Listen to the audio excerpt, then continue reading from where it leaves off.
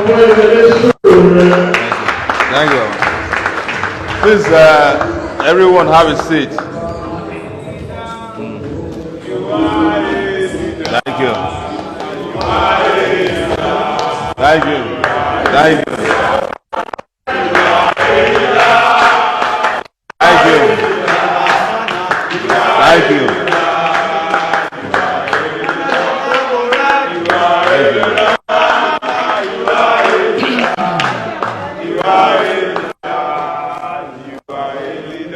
Thank you, everyone. Please have a seat. Please, DJ. I think the DJ is too far from the scene of the event.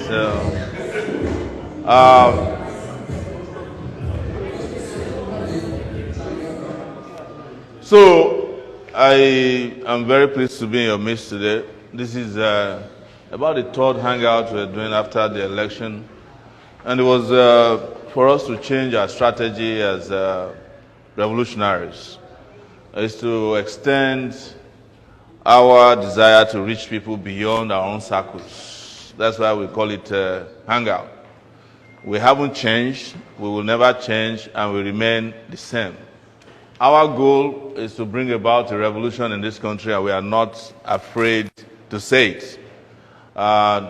Some 4 years ago, about this time, we were planning Revolution Now in Lagos. This was around August.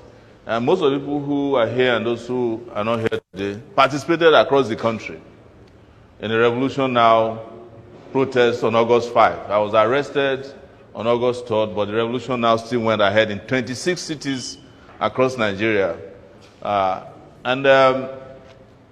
Before I continue, let me thank the owners of this hotel. It is very rare to find hotels who are even willing to accommodate people like me. Yes, it's true. Sometimes I've had situations in Nigeria where we are even campaigning. I'm not a criminal. They will say, please, can you use another name to book the room so that the DSS will not come here and scatter the place. But these people were courageous enough to donate this hall to us and also donate some other support to us. This is to show to you that there are a lot of people out there, who may not be fighting openly, but it supports our struggle for the liberation of Nigeria. I want to also say that we hate to say it from time to time that the revolution that we were asking for 4 years ago will happen, whether we ourselves like it or not. And the people who will make the revolution happen are the people who hate the revolution the more. When we were contesting in this last election, our opponents were the PDP, the APC, and the Labour Party. We often tell the Labour Party people that they are not different from PDP and APC, but we often argue because they are very visible on social media, and they will attack us all the time. So one time that they reached me, asking me to join them, I said, I can't join the Labour Party for a number of reasons. One, the Labour Party is a party without workers. Yes, and that's the truth. And for those of you who know Airbnb, short renters, the Labour Party is like a short renter. You park in, and then the owners will come and drive you out. The Labour Party is not a new party. The Labour Party was in Ondo State, my state, was the governor of Labour Party. He left the state worse than he met it. And I'm not also afraid to say it. So, but one thing I promised them, I said, by the time we are done with the election, you will be shouting revolution now. The day after election, in February, I woke up and revolution now was trending. I said, why is revolution now trending? It's Labour people who are asking for revolution. But the difference between us and them is that when they're asking for revolution, it's because they were cheated out of the system they belong to. Right now, the biggest people who are mobilizing against the revolution or even common protests are the Labour Party people. Because why? what Tinubu is doing now is what they would have done had Peter Obi become president of Nigeria. He would have removed fuel subsidy. He said it. What Tinubu is doing now is what Atiku would have done if he became president. In fact, Atiku swore that if Nigeria will kill him, he will sell all the refineries to his friends. Are you getting me? But we are different. And that's what I tell people. People are confused. Sometimes why don't you work with them? How can you work with people who are diametrically opposed to your ideas, ideology, and sometimes your existence? So, but in coming together, because I know there are some of you who are Labour Party people, even in the room, but it's no longer cool to say you're a Labour Party member because of some of the mistakes that have been made in demonizing people who you shouldn't have demonized, who are working for the same thing that you are working for. But you are all welcome back, especially those of you who were confused and misdirected by the period that came. We often say something in Abuja where we camp out after I was released, and that before the revolution will come, there will be a period of revolutionary confusion. And that was the last election. After the last election, everybody's eye is clearing out gradually. Those who in the Southwest believe that, our son has become president, things will be better. All of them are stuck in their houses right now because their son who became president could not bring a petrol station that can be selling petrol to Southwest people for a different price. So the poverty that is ravaging the land doesn't know Yoruba, Igbo, or Hausa at this point. Yes. I actually think that the poverty is ravaging Yoruba land more. Because it is in Yoruba land that I've discovered that people cannot even go out. There's no much traffic in Lagos anymore. So this thing is hitting Yoruba people harder than it's hitting other people. But we are not here to discuss who is getting the shortest end of the stick. We are here to remind you that what we stand for, which is liberating this country, will happen. And that we are still standing where we used to stand. If any group of political operators or movement people have ever remained consistent in this country, you can say it is us. When they took our party for 3 years, some people came to us, even INEC contacted us when we were giving a hard time that, why don't you go and register another party? Leave this party for the guy who hijacked your party. They are too powerful. We remained there until we got our party back from them. Because we cannot afford to join another party that is not clear. But we are open to allowing other parties to join us. Just like we have our friends at Boots today and the Socialist Party of Nigeria. We are equals in the struggle for justice. Social, economic, and political justice. And I want to say very quickly, because sometimes people can also get confused, like why are they hanging out in the midst of hardship? If you like, whenever you have the opportunity, don't hang out. Because hardship is here to stay. So you better start adjusting to what is going to be around for a long time. As long as Nigeria is in the hands of its enemies, they will hardship forever. But there's another thing that I've also learned with creativity is that we must stay ahead of our opponents who are running the country. People talk about press all the time, and I don't make a big deal out of this. But one of the things that drove me to go and be doing Sahara Reporters was an insult we were receiving when we were doing pro-democracy movement in Nigeria, where they would ask us to go and take press release to Punch, Guardian, and the next day we'll be waiting to see if they will publish it. We'll now go and put it on page 3.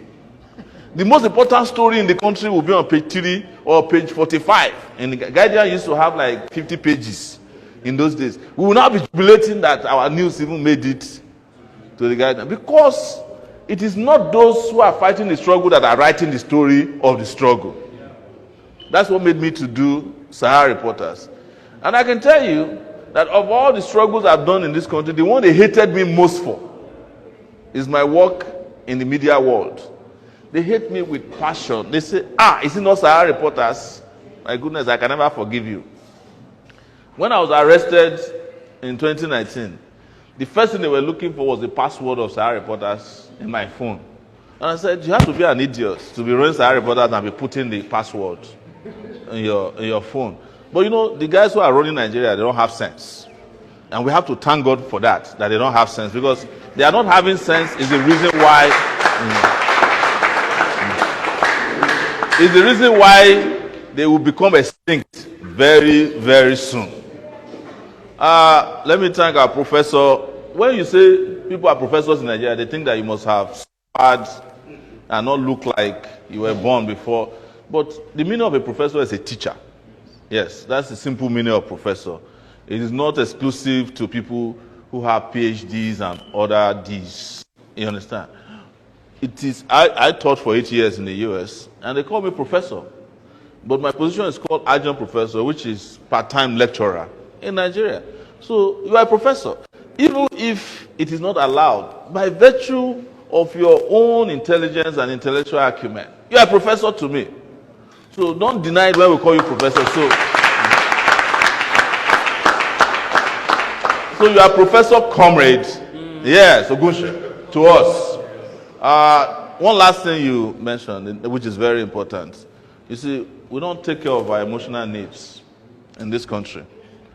And we are emotional people. Nigerians are the most emotional people. What I discovered when I was growing up is that Nigerians hide their emotions, you know. My father, for instance, is a better lover than I am. Why did I know? He married 3 women and kept them under the same roof. And he somehow was able to manage them such that all the 3 women protected my dad. If you want to cause trouble, just say something bad about my father in the house, among the women. Say, don't kill my husband, though. It's the father of my children. Every one of them will bring food. Even when my father is not there, they will kneel down. For me, it is because he understood the need for emotional balance in his life. I am not going to marry 3 wives. I have 1 that is too many. You know, you get my point.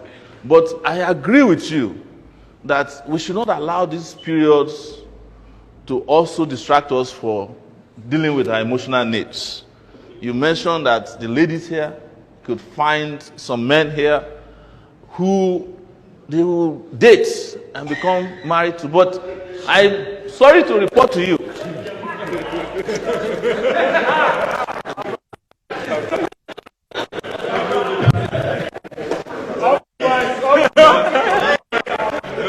Let me.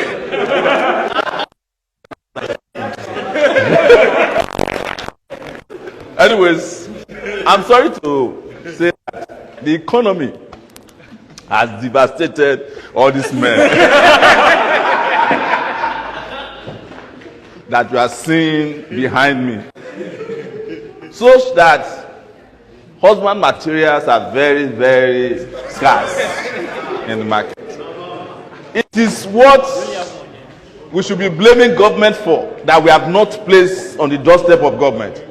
What they have done to the emotional stability of young men and women in the country.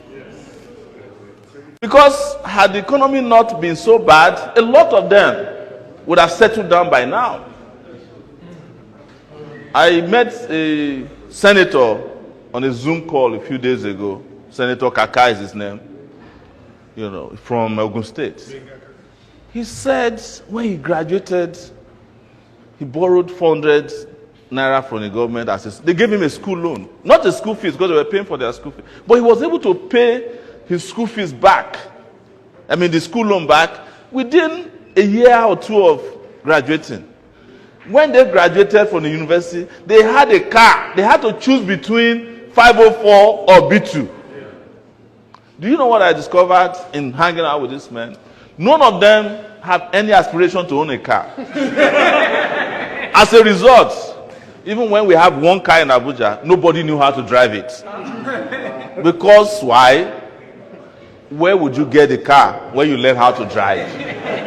And the best way to learn how to drive anyways is to own a car. Because we have to be breaking our social economic problems down to what people can understand.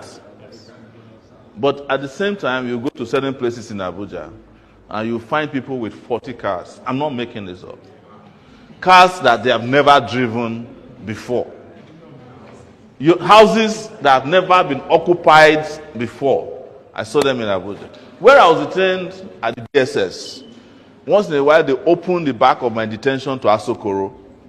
And they said, look, Sowore, there are 6,000 houses there that are unoccupied at the back of my detention at the DSS office.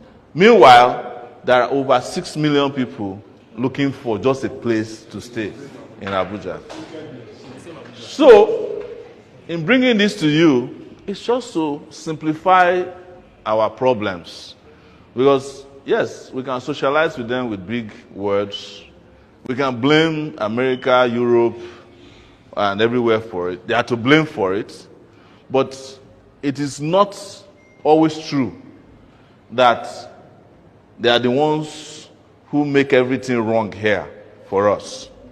There are local warlords, criminals, who have made it impossible for us to make progress. They have names, they have addresses, they have occupation. Femi is here, Adeyeye. He did not graduate from the University of Lagos for 6 years just because he wrote an article, or he wrote a comment on Facebook. Are you getting my point? I have been detained in Nigeria now for 4 years simply because I called for a better country. And I said it in 2019 that there's no judge in the Nigerian court that can try me successfully. And it's 4 years later, the man who said I want to overthrow him, Buhari, has become Enyeton, a man of the past. The other day there was a video of Buhari where he was going in his village, Daura, when he was president, with all the soldiers and police. And the video of him now, people are trying, he was passing and people are like, what's wrong with this man? Is he mad? That's the nature of power. And that is the reason why nobody should be afraid of anybody in power. Because no matter how long they are in power, they cannot be as powerful as the powerful people of this country. And that is the reason why you see that we are moving from place to place, low-key, to hang out with you. The revolution that we are preaching may not even come from me. Maybe it will come from some of you who are sitting here who may not have a chance to hold the microphone. Yes, I don't know. What will happen to you tonight could change this country forever. You see, I want to tell a short story and I'll end there. When I arrived at the University of Lagos as a student in 1989, the most popular musician in Nigeria was Shina Peters. And when we arrived, they came to invite us, and me and a friend of mine, his name is Yomi Agoro, that we should go to a Shina Peters party. That all the nicest girls will come there. I was hesitant to go because I came from Ondo State with a bag of garri, no money. But I still wanted to go and meet some of the nicest ladies that were promised. While we were doing it, a guy came around that night. His name is Odion Sylvester. He said there's going to be a Thomas Sankara movement meeting tonight. Oh. We said, what is Thomas Sankara? Of course, we've heard it. So there's a movement like that. He said yes. And that Femi Falana is likely to come. So we had to choose that night between going to Shina Peters' event and going to a Thomas Sankara meeting. Because I was poor, I opted to go to Thomas Sankara's meeting. But that was what changed my life forever. Because it was there that they broke it down to us that the World Bank loan that Nigeria was going to take at that time was going to continuously impoverize the Nigerian society. So, discovered that everybody that went to the Shina Peters event, and those of us who went to Thomas Sankara movements, all of us didn't lose out.